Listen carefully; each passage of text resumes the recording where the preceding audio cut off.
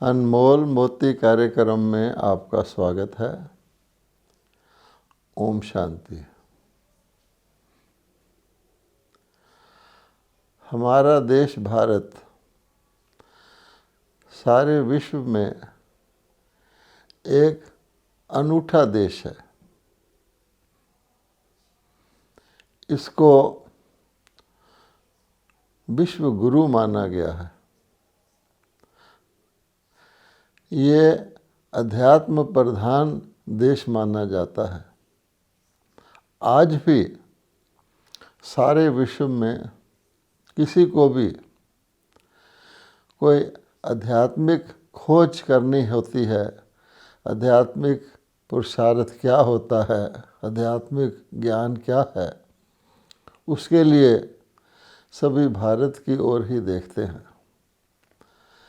ये भारत की आध्यात्मिकता ही है जिसके कारण भारत की सभ्यता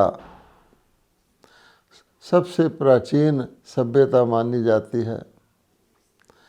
भारत के द्वारा जो जीवन की शैली, जीवन जीने की कलाएं और जीवन की मर्यादाएं जो कभी स्थापित की गई थीं, उनके आधार पर ही भारत को प्रकृति की ओर से भी, मनुष्य आत्माओं की ओर से भी, वनस्पति प्राणियों की ओर से भी एक ऐसा स्थान प्राप्त है जिसको हम कह सकते हैं कि अगर पैराडाइज ऑन अर्थ यानी धरती पर वैकुंठ या स्वर्ग कहीं था, जिसको अलग अलग धर्मों ने जन्नत के नाम से पुकारा है, बहिश्त के नाम से पुकारा है, भारतवासी उसको स्वर्ग कहते हैं, स्वर्णिम दुनिया कहते हैं, देवी देवताओं की सर्वश्रेष्ठ दुनिया कहते हैं, वो सारे विश्व में कहीं थी तो भारत में ही थी। क्योंकि भारत में ही उसके अविशेष मिलते हैं, उसके चिन्ह मिलते हैं, मूर्तियां हैं, चित्र हैं, कथाएं हैं, शास्त्र हैं, यादगारें हैं। यहाँ तक कि आज भी भारतवासी अपने नाम भी देवी देवताओं के नाम पर रखते हैं और परंपराओं में देवी देवताओं को अपने पूज्य मान करके वो उनका अनुसरण करने की कोशिश भी करते हैं। तो भारत के विभिन्न जितने भी हम उत्सव कहते हैं, त्यौहार कहते हैं, फेस्टिवल कहते हैं, वो उन सब का मूल आधार आध्यात्मिकता ही है। वो किसी न किसी आध्यात्मिक पुरुषार्थ अथवा आध्यात्मिक प्रेरणा की ओर संकेत करते हैं। ये भी ठीक है, सही है कि आज वे केवल यादगारों के रूप में रह गए हैं।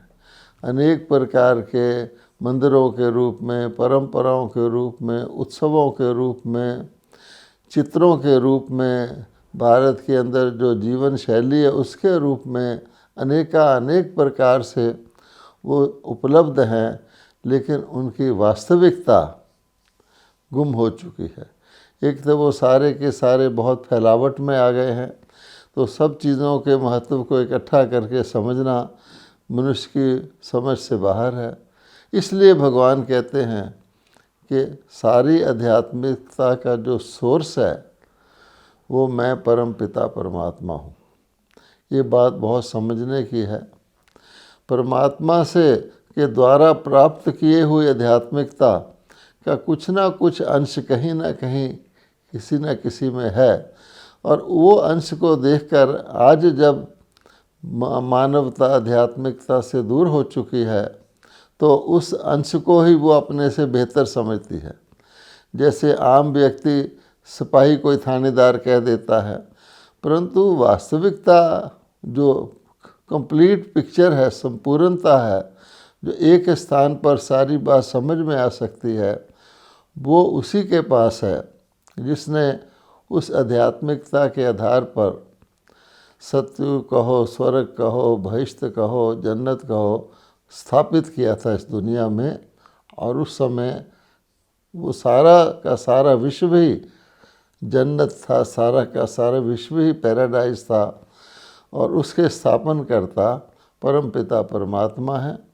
तो जब वह पुनः वह दुनिया स्वर्ग से नरक बन जाती है, सतयुग से कलयुग बन जाती है, सतोगुणी से तमोगुणी बन जाती है, जिसके अंदर बहुत विस्तार हो जाता है, अनेक धर्म, अनेक मठ, अनेक पंथ, अनेक भाषाएं, अनेक जोग्राफिकल डिवीजन्स हो जाते हैं। तो उन सब पीसीज को इकट्ठा करके हमको सार रूप में बताने के लिए ही परमात्मा गीता के भगवान, जो कभी जन्म मरण में नहीं आते, जो शरीर धारण नहीं करते, जिनका कोई पिता नहीं है, जिनका कोई गुरु नहीं है, वो धरती पर विश्व कल्याण के लिए भक्तों की पुकार सुन करके और दुखियों की चिल्लाहट सुन करके कलयुग के अंत में अवतरित होकर उन सब चिन्ह और निशानियों को बताकर हमें सत्य ज्ञान देते हैं। और वह समय भाग्यवश अभी चल रहा है। इसलिए उस सत्य ज्ञान के आधार पर हम आसानी से समझ जाते हैं कि विश्व का परिवर्तन दुखी दुनिया से सुखी दुनिया में, पुजारियों से पूज्यों की दुनिया में, मानव से भी नीचे गए हुए मानवता को देवताओं की दुनिया में परिवर्तित परमात्मा कैसे करते हैं। तो परमात्मा स्वयं बताते हैं कि मेरे 3 कर्तव्य हैं और तीनों कर्तव्य मेरे सारे विश्व के लिए हैं, किसी खंड विशेष के लिए, किसी धर्म विशेष के लिए नहीं है। अब वो 3 कर्तव्य क्या हैं? स्थापना, पालना और विनाश। पुराने विश्व को चेंज करके, परिवर्तित करके नए विश्व की स्थापना, और फिर जो नया स्थापित विश्व है उसकी पालना, और जो पुराना विश्व है उसका विनाश अर्थात खात्मा। ये 3 कर्तव्य परमात्मा निराकार करते हैं। और जिसके लिए ब्रह्मा जी द्वारा स्थापना, विष्णु द्वारा पालना और शंकर जी द्वारा विनाश, ये प्रसिद्ध है, प्रचलित है, और इसके स्मारक भारत में अनेक पाए जाते हैं। तो ये कार्य तो परमात्मा सारे विश्व के लिए करते हैं, लेकिन करवाते हैं अर्थात परमात्मा मनुष्य आत्माओं को ही, जो परमात्मा ने कभी देवी देवताओं के रूप में परिवर्तित किए थे, जब सृष्टि का एक चक्कर का आद होता है, वही धीरे धीरे देवी देवताएं नीचे आकर के साधारण मानव बन जाते हैं, उनके माध्यम से ही करवाते हैं और उन्हीं के जीवन को परिवर्तित करके उनको ही योग्य बनाते हैं कि वो जब कलयुग का अंत होता है तो आने वाले सतयुग में वो देवी देवताओं के रूप में लेने के लिए उनकी जो क्वालिफ़िकेशंस हैं, देवी देवताओं के जो गुण हैं, उनको धारण करें। अब इसके लिए एक बात हमें नोट करनी है कि जैसे वैश्विक तौर पर हम ब्रह्मा विष्णु शंकर के द्वारा परिवर्तन बताते हैं, व्यक्तिगत तौर पर अगर हम देखें कि हमको ब्रह्मा जी के द्वारा जो स्थापना होती है, व्यक्तिगत तौर पर हमारे जीवन में कैसे वो परिवर्तन आता है, उसके लिए 3 देवियाँ भी प्रसिद्ध हैं। 3 मुख्य देवियाँ, सरस्वती, लक्ष्मी और दुर्गा। तो आज हम इसी बात पर चर्चा करते हैं कि सरस्वती जी, लक्ष्मी जी और दुर्गा जी किस चीज़ के प्रतीक हैं और उनका हमारे जीवन और जीवन के परिवर्तन से क्या संबंध है। अब हम सब जानते हैं कि ज्ञान के सागर तो परमात्मा हैं, निराकार हैं, क्योंकि परमात्मा को ही इस सृष्टि के आदि मध्य अंत का ज्ञान है, तीनों कालों का। परमात्मा ही तीनों लोकों को जानते हैं, क्योंकि वो इस सृष्टि के अंदर पात्र बजाने देह धारण करके आते ही नहीं हैं, ऊपर हैं। तो परमात्मा ही तीनों लोकों को जानने वाले, तीनों कालों को जानने वाले, और किस कारण से देवताएं जिनको परमात्मा ने रचा था बीच में आकर के मध्यकाल में पुण्य क्षीण होकर के वाम मार्ग में चले गए, अर्थात पूज्य से पुजारी बन गए, पावन से पतित की ओर चले गए, वो भी परमात्मा ही जानते हैं। तो परमात्मा अपना ज्ञान मनुष्य आत्माओं को ब्रह्मा जी के मुख आरविंद से सुनाते हैं, क्योंकि निराकार ने जब गीता सुनाई तो कुछ माध्यम मनुष्यों को सुनना है इस धरती पर, तो माध्यम इस धरती पर ही, जबकि देवता नहीं रहे उनको देवता बनाना है, तो देवता बनाने से पहले के युग में ही भगवान को अवतरित होना पड़ता है। जब वो पतित पावन हैं तो पतितों को ही ज्ञान सुनाकर पावन कर बनाते हैं। तो पतित दुनिया में, पतित युग में, पतित शरीर अर्थात कलयुग के अंत के साधारण शरीर में ही परमात्मा अवतरित होते हैं, और उनका नाम जिस शरीर में अवतरित होते हैं ब्रह्मा रख के उनके मुख आरविंद से परमात्मा गीता ज्ञान सुनाते हैं। अब देखने की बात यह है कि सरस्वती कौन थी। आज हम सरस्वती को गॉडेस ऑफ विजडम कहते हैं, ज्ञान की देवी कहते हैं। तो सरस्वती जी के पास वो ज्ञान कहाँ से आया? तो पहली बात तो ये समझने की है कि निराकार परमात्मा ने ब्रह्मा जी के मुख से ब्रह्मा जी को और उसके साथ प्रजा अर्थात जो अन्य आत्माएं थी जिन्होंने उस ज्ञान को सुना, उन सबको सुनाया। वो छोटा सा ग्रुप था, क्योंकि परमात्मा सन्मुख आके ज्ञान सुनाते हैं, और उसमें जिसने सबसे ज़्यादा उस ज्ञान को धारण किया वो सरस्वती कहलाई, गॉडेस ऑफ विजडम।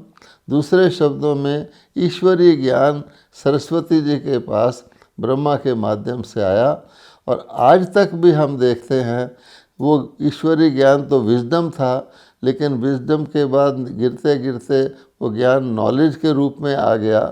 तो नॉलेज का अर्थ होता है कि बहुत सारी फालतू चीज़ों को भी जानना, और उससे नीचे गिरते गिरते आज इन्फॉर्मेशन के रूप में आ गया है कि हमको बहुत सारा कुछ व्यर्थ ही जीवन में सुनाया जाता है, धारण कराया जाता है, जो आज का सिस्टम ऑफ कम्युनिकेशन है उसके द्वारा। तो जिस इन्फॉर्मेशन के अंदर आपको जो चाहिए, जो नहीं चाहिए, या जो आपको नुकसान करने वाली बातें, वो भी आपको धारण करवाई जाती हैं मीडिया के द्वारा।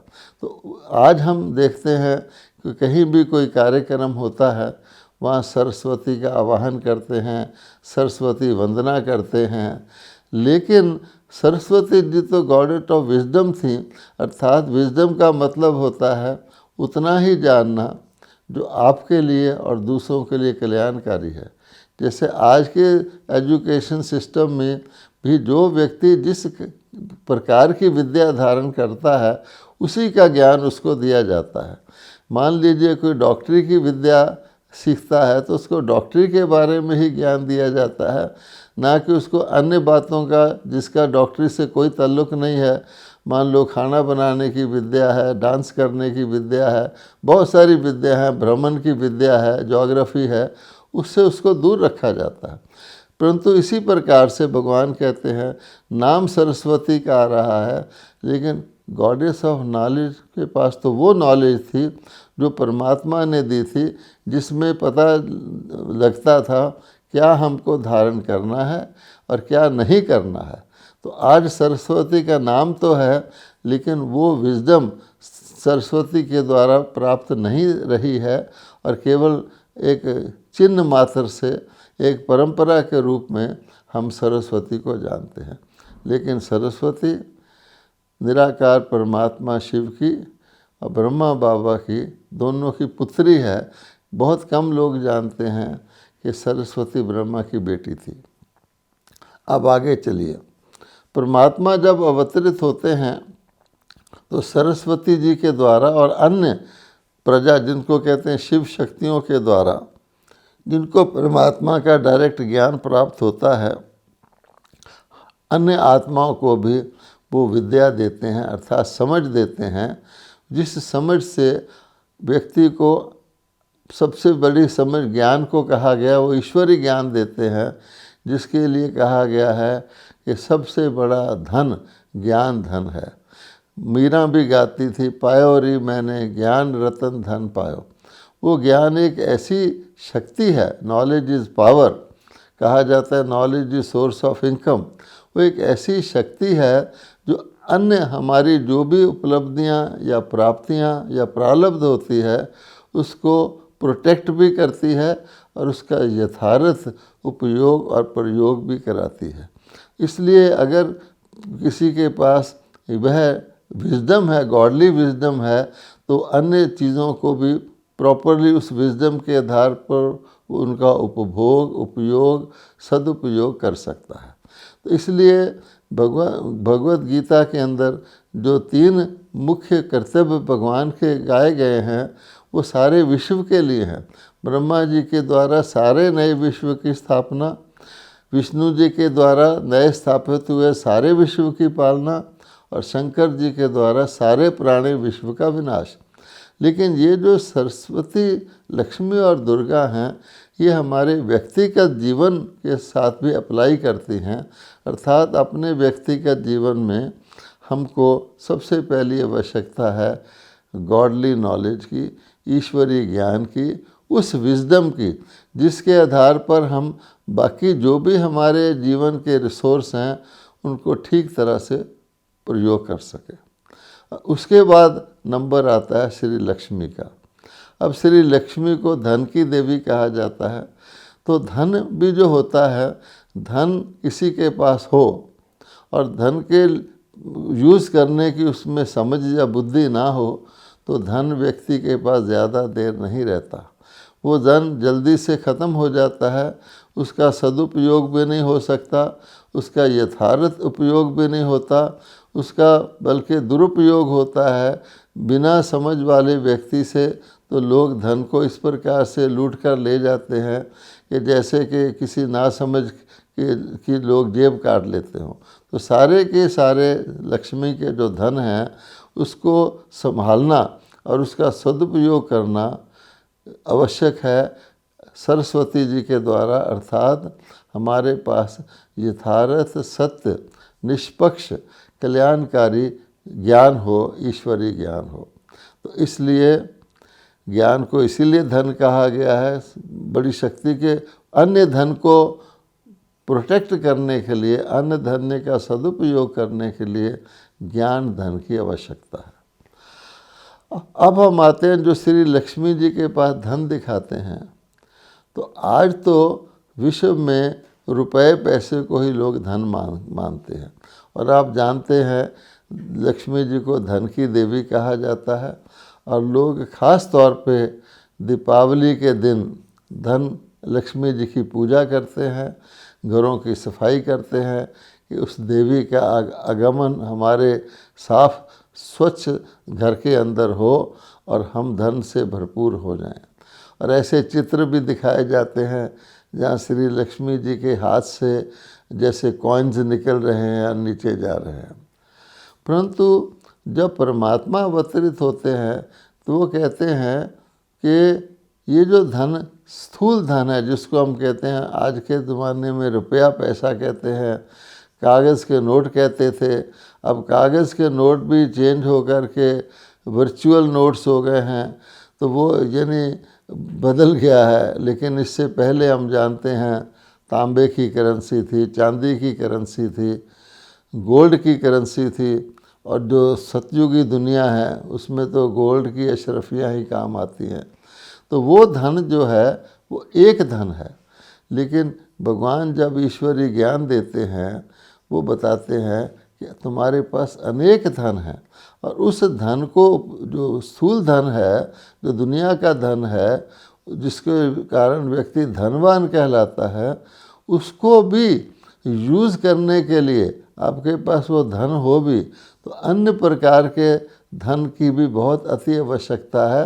वरना वो धन या तो पड़ा का पड़ा रह जाता है या उसका बहुत थोड़ा उपयोग हो पाता है, या जैसे हीरा कौड़ी के बदले में हम यूज़ कर रहे होते। कहा ही जाता है हीरे जन्म को कौड़ी के बदले में क्यों खोते हो। अन्य धर्म जो होते हैं उसका भी ज्ञान भगवान देते हैं। जिसके पास अन्य धन का ज्ञान है उसके पास दूसरा धन भी वृद्धि को पाता है, सदुपयोग में आता है, और उससे उसको जो सुख की प्राप्ति होनी चाहिए वो होती है। वो जो दूसरे प्रकार के धन हैं उसमें भगवान बताते हैं कि सबसे इम्पोर्टेंट और सबसे पहला धन तो समय का धन है। हमारे पास हमारी आयु जो है वो समय से गिनी जाती है, और ये जो युग भी हैं सृष्टि पर ये समय के ही प्रतीकात्मक हैं। हम कहते हैं युग युग बीत गए।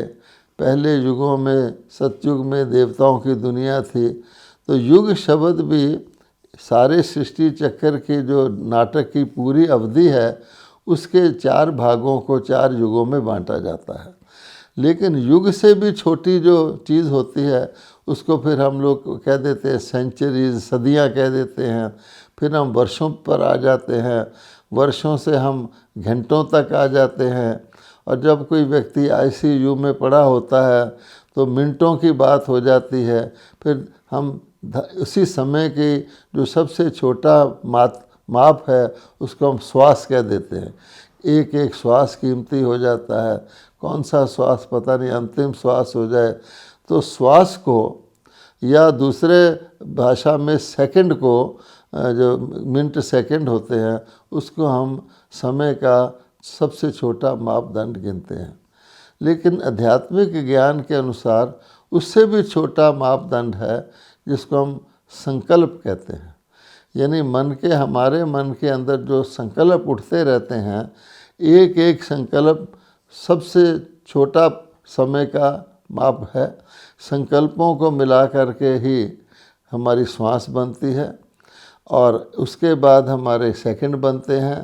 तो समय और संकल्प, समय टोटल तौर पर और संकल्प उसका जो स्मॉलेस्ट डिनोमिनेटर है, ये हमारा बहुत सबसे श्रेष्ठ और सबसे मूल्यवान धन है। क्योंकि अगर हमारे पास अन्य धन हैं भी, हमारे पास स्थूल धन भी है, हमारे पास ज्ञान धन भी है, हमारे पास परिवार का भी धन है, पुत्र धन है, पति धन है, पत्नी धन है, अनेक जो दुनिया के धन गिने जाते हैं, विद्या धन है। अगर हमारे पास समय का धन ही समाप्त हो जाए, अर्थात हमारा शरीर छूट जाए, हमारी आयु ही खत्म हो जाए, तो आप देखेंगे तो बाकी धन तो धरे के धरे रह जाते हैं। इसलिए व्यक्ति अपने जीवन के मूल्य को जाने, उसके समय के मूल्य को जाने, खास तौर पर वर्तमान समय जबकि अकाल मृत्यु का बाज़ार गर्म है, जबकि जो हमारी एक्सपेक्टेड लाइफ स्पैन होता था, अर्थात प्रायः समझा जाता था कि कम से कम व्यक्ति 100 वर्ष तक तो जिएगा। अच्छा, 100 वर्ष से वास्तव में तो भगवान ने बताया है कि सतयुगी देवी देवताओं की एवरेज आयु 150 वर्ष होती है, त्रेता युगी देवी देवताओं की 125 वर्ष होती है, फिर धीरे धीरे घटती है। आज तो व्यक्ति की एवरेज आयु का पता ही नहीं लगता क्योंकि अकाल मृत्यु हो जाती है। तो ऐसे समय में सबसे ज़्यादा महत्व समय का है, और समय के साथ साथ हमारे संकल्प का है कि हम ऐसे तो नहीं कि वैसे ही ज़िंदगी का समय थोड़ा है और उसको हम बिना किसी लक्ष्य के, बिना किसी अर्थ के खा पी कर सो कर काट रहे हैं, और ये सोचते हैं कि बस खाना पीना सोना परिवार को चलाना ही हमारा कोई बहुत बड़ा श्रेष्ठ जीवन है। ये तो पशु पंछी भी करते हैं, मानव का जीवन तो श्रेष्ठ जीवन है। इसलिए संकल्प हमारा मूल बन जाता है कि हमारा संकल्प कैसा है। हमारा संकल्प पहली बात शक्तिशाली है या कमज़ोर है, क्योंकि अगर संकल्प ही कमज़ोर होगा तो बोल और कर्म में आते आते तो बिल्कुल ही ढीला हो जाएगा। हम जो कुछ संकल्प करते हैं वो कर्म में आ ही नहीं पाएगा। फिर संकल्प शक्तिशाली भी हो तो देखना है कि वो संकल्प शुभ संकल्प है या अशुभ संकल्प है। अगर किसी व्यक्ति के अंदर संकल्प तो शक्तिशाली है कि मैंने उस व्यक्ति को जाके उसको मार डालना है, लेकिन वो शुभ संकल्प तो नहीं है ना। तो संकल्प शक्तिशाली भी हो, शुभ भी हो, मुझे भी सुख दे, दूसरे को भी सुख दे, किसी का अकल्याण ना करे बल्कि सबका ही कल्याण करने का मेरा संकल्प हो। ये नहीं हो कि जो मेरे हित वाले हैं, जो मेरे मित्र हैं, जो मेरी हाँ में हाँ मिलाते हैं, उसके लिए तो मेरे लिए अच्छे संकल्प हों, और जो मुझे सत्य बताते हैं, सत्य तो कड़वा होता है, मेरा थोड़ा सा क्रिटिसाइज ही कर देते हैं, मुझे थोड़ा इशारा कर देते हैं कि ज़रा इस तरफ आपको ध्यान देना है, मैं अंदर से बहुत क्रोधी बन करके उसके साथ दुश्मनी की सोच लेता हूँ, ये व्यक्ति कौन है जो मेरी इज्जत को नीचे कर रहा है, इत्यादि इत्यादि। तो कहने का भाव ये है कि संकल्प की लेवल पर अगर हम कंट्रोल करते हैं तो बाकी चीज़ें हमारी आप ही कंट्रोल में आ जाती हैं। तो संकल्प रूपी जो धन है उसको हमने इम्प्रूव करना है, और उसके लिए ये जो राजयोग की विद्या सिखाई जाती है। जो तीसरा लक्षण दुर्गा के रूप में बताया गया, शक्ति का रूप दिखाया गया है। तो राज योग विद्या से योग बल आता है, मनोबल आता है, मन के अंदर शक्ति आती है, जो परमात्मा को याद करने से हमें योग, जिसको योग कहा जाता है, बहुत याद की यात्रा, बहुत इंटेंस, जिसको हम ज्वालामुखी योग कहते हैं, जब वो हम धारण करते हैं तो हमारा ज्ञान धन, हमारा ये जो दूसरा धन है समय का, दूसरा धन शक्तियों का, और साथ साथ जो बल हमें मिलता है, दुर्गा का जो सिंबल है मनोबल, उससे हमारा जीवन सफल होता है, और हम बहुत ऊंचे लक्ष्य की ओर जाते हैं, और हमारी मनोस्थिति बहुत ऊंची हो जाती है। उसी से ही हम ऊंची करते करते देव पद की प्राप्ति आने वाले सतयुग में करते हैं। ओम शांति।